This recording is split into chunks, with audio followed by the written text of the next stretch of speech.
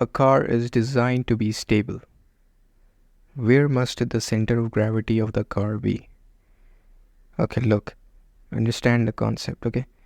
This is a car, a rectangular car, and to make this car most stable, what we need to do is the center of gravity should be as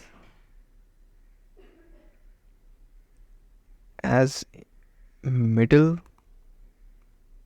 If it is in middle, then it will be more stable. Okay, so we need the center of gravity should be in the middle. Middle means this. Okay, and there is another condition which is center for stability is the center of gravity should be as low as possible. So the cars like Ferrari, McLaren, they are very stable on road. Why? Because their center of gravity is very low to the ground. That's why they are stable.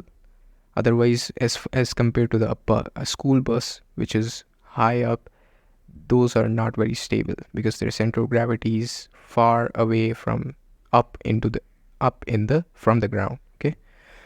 So there are two conditions: as middle as possible and as low as possible.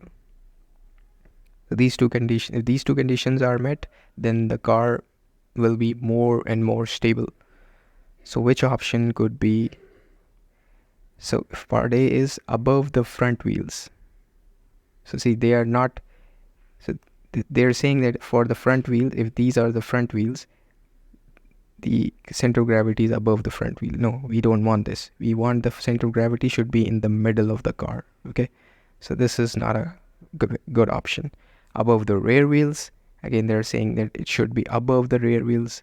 This is again not a very good option because we know that the center of gravity should be in the middle for the car to be stable. Okay, as high in the car as possible.